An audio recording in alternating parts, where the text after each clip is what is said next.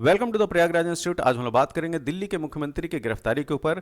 आखिर हम बात करेंगे कि दिल्ली के मुख्यमंत्री अरविंद केजरीवाल को क्यों गिरफ्तार किया गया, आखिर मामला क्या है। और यह भी डिस्कस किया जाएगा कि क्या कोई व्यक्ति जेल में रहते हुए मुख्यमंत्री का पद संभाल सकता है कि नहीं। ठीक है, तो चलिए स्टार्ट करते हैं इस मामले को। तो सबसे पहले तो हम लोग ये जानेंगे कि आखिर इनको जो है गिरफ्तार क्यों किया गया है। ठीक है, तो मामला यह है कि अरविंद केजरीवाल जो कि दिल्ली के मुख्यमंत्री हैं, अभी हैं, ध्यान दीजिए, अभी इन्होंने जो है त्यागपत्र नहीं दिया है।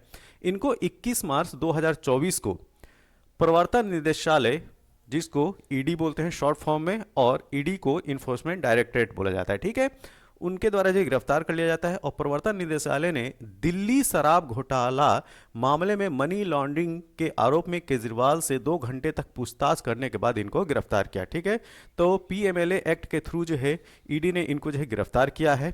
अब मामला यह आता है कि यह गिरफ्तारी के बाद जेल में रहते हैं। ठीक है, तो अभी जो है कोर्ट कचहरी होना है और इसमें जो है इनके दोष को सिद्ध होना है। ठीक, तो अभी तो गिरफ्तारी हुई है और अभी ये जेल में है। तो मामला ये है कि जेल में तो है, लेकिन इसके साथ में अभी इन्होंने जो त्यागपत्र नहीं दिया है, तो मतलब कि भारत के इतिहास में पहली बार ऐसा हो रहा है कि कोई मुख्यमंत्री जेल में है और वहीं से जो है अपना कार्यभार संभालने की बात की जा रही है या संभालेंगे। ऐसा इसलिए मैं कह रहा हूं क्योंकि इनके जो सीनियर लीडर्स हैं, ठीक है, या जो कैबिनेट मिनिस्टर हैं, उनके द्वारा ये कहा गया है कि जो अरविंद केजरीवाल हैं वह जेल में रहते हुए ही दिल्ली के मुख्यमंत्री बने रहेंगे। तो आखिर जानेंगे कि आखिर इसकी जो है वो कानूनी रूपरेखा क्या है, या संविधान में क्या ऐसा प्रोविजन है कि कोई व्यक्ति जो है वो जेल में रहते हुए भी जो है मुख्यमंत्री का पद संभाल सकता है। तो चलिए आगे बात करते हैं। अरविंद केजरीवाल की गिरफ्तारी के बाद भी उन्हें मुख्यमंत्री पद से इस्तीफा देने का कोई कानूनी प्रावधान नहीं है। तो यहां पे बात यह आती है कि गिरफ्तारी होने के बाद अगर वो अभी जेल में है, ठीक है, अभी उन पे दोष अगर सिद्ध नहीं है तो वो मुख्यमंत्री के पद पर बने रह सकते हैं। ऐसा कोई भी कानून नहीं है कि इनको जो है इस्तीफा देना पड़े।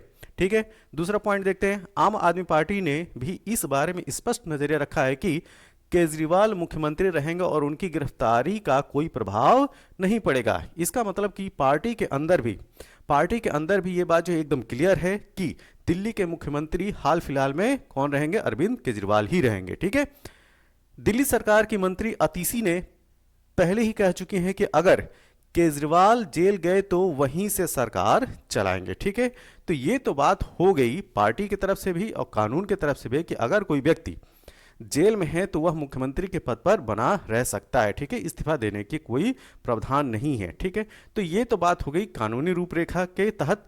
बात यह है कि अगर कोई व्यक्ति जेल में है तो क्या उसके लिए आसान है मुख्यमंत्री के पद पर जो है वो जो कार्य प्रणाली होती है, जो कार्य करना होता है, उन सारे कार्यों का निर्वहन करना। तो ये देखते हैं। ठीक, देखिए, जेल में रहते हुए मुख्यमंत्री केजरीवाल को सरकारी फाइलें मंगवाने या काम करने की छूट कैसे मिलेगी, इसके बारे में कोई स्पष्ट नियम नहीं है। ठीक है, तो जो जेल प्रशासन है, जेल प्रशासन के अंदर ऐसा नहीं है कि कोई व्यक्ति अगर मुख्यमंत्री के पद पे है तो कैसे फाइलें मंगवाएगा, कैसे अपना कार्य करेगा। और खासतौर से अगर बात की जाए मुख्यमंत्री को, तो उनको जो है समय समय पर कैबिनेट मीटिंग भी करनी होती है। तो चलिए, कैबिनेट मीटिंग जो है अगर जेल में नहीं है तो वीडियो कॉन्फ्रेंसिंग के थ्रू कर सकते हैं, लेकिन क्या जेल प्रशासन जो है इसकी परमिशन देगा, ये देखना होगा। और ये भी बात होती है कि मुख्यमंत्री से जो है दिन भर में मिलने वालों की जो संख्या होती है वो बहुत ज़्यादा होती है। ठीक, और इसके साथ जो है बाहर के भी लोग जो है उनसे जो है वो टाइम टू टाइम मिलते रहते हैं। बहुत सारे जो है उद्योगपति हैं, ठीक, या विदेशी फॉरेन से जो डेलीगेट्स आते हैं, मेहमान आते हैं, वो भी जो है मुख्यमंत्री से जो है उनका मिलना जुलना रहता है। तो क्या इस तरीके की जो व्यवस्थाएं हैं वो जेल प्रशासन दे सकता है, ये जो है क्वेश्चन मार्क है। ठीक है, जेल में रहते हुए केजरीवाल पर भी वही जेल नियमावली जो है लागू होगी जो अन्य कैदियों के लिए होती है। उनका कार्यक्षेत्र सीमित हो सकता है और उन्हें सरकारी कार्यों में सक्रिय रूप से हस्तक्षेप करने में कठिनाई आ सकती है। तो अगर कोई व्यक्ति जेल में है, ठीक है, भले वो जो है बाहर मुख्यमंत्री हो या प्रधानमंत्री हो या बहुत बड़ा जो है उद्योगपति हो या बहुत ही धनवान व्यक्ति हो, ठीक है, तो वो तो बाहर की उसकी शख्सियत है। लेकिन अगर वो जेल में आ जाता है तो वह जो आम कैदी हैं उसी के तरीके से भी जो है उसको भी ट्रीट किया जाएगा। तो आम कैदी को तो ये सब फैसिलिटी नहीं मिल सकती कि बहुत सारे लोग उससे मिलें, ठीक है, वो अपना जो है वो कार्य जिस तरीके से वो बाहर करता था वो करते रहे। ठीक है, तो फिर जेल में रहने का मतलब क्या हुआ।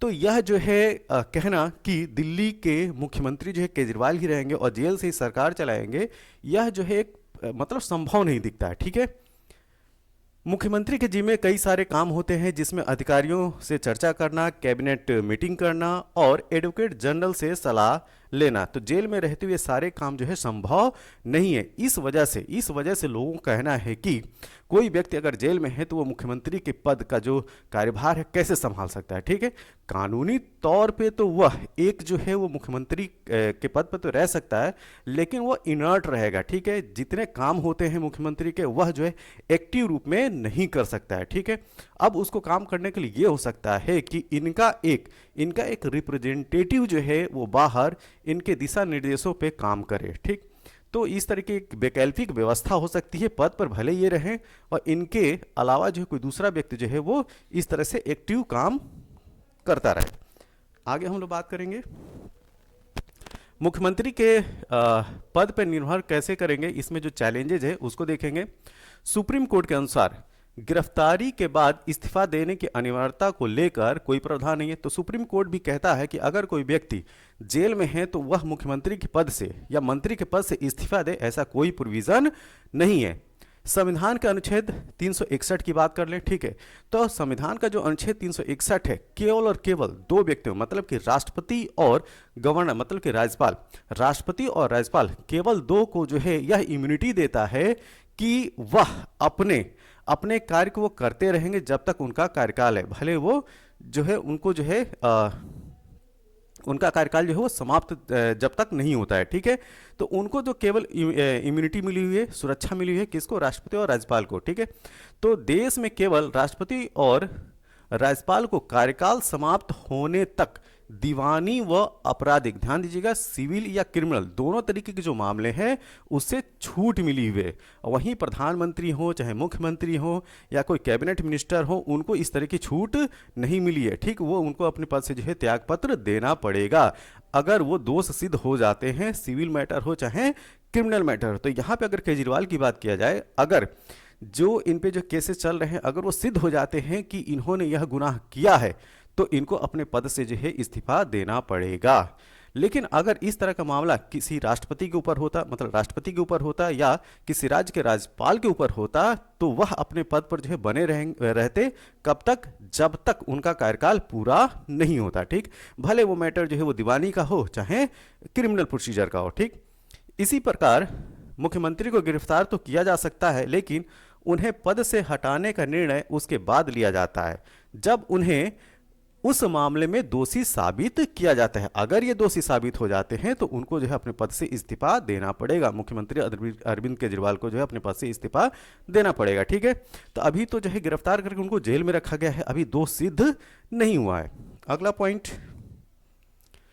अब हम बात करेंगे कि क्या इस तरह के मामले जो है वो पहले भी आए हैं। ठीक, तो जैसा कि मैंने कहा कि भारत के इतिहास में ये पहली बार हुआ है कि कोई मुख्यमंत्री के पद पर रहते हुए जेल में है। ठीक है, इससे पहले जो मामले आए हैं वो क्या हैं उसको देखते हैं।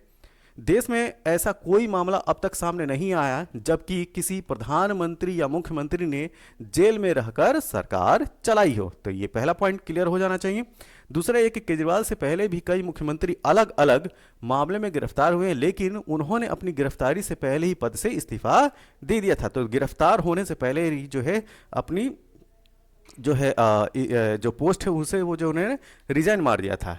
अगर हाल फिलहाल की बात किया जाए तो झारखंड के सीएम हेमंत सोरेन को ईडी ने पूछताछ के बाद गिरफ्तार किया था और उन्होंने पहले ही इस्तीफा दे दिया था। तो जेल जाने से पहले उन्होंने इस्तीफा दे दिया था। ठीक है, इसके पहले अगर हम बात करें तो जयललिता को तमिलनाडु की सीएम रहते गिरफ्तार किया गया था और दोषी पाए जाने के बाद, ध्यान दीजिए, दोषी पाए जाने के बाद उन्हें पद से इस्तीफा भी देना पड़ा था। अगर वहीं लालू प्रसाद यादव की बात की जाए तो लालू प्रसाद ने गिरफ्तारी से पहले बिहार के सीएम पद से इस्तीफा दे दिया था और अपनी पत्नी राबड़ी देवी को मुख्यमंत्री बना दिया था।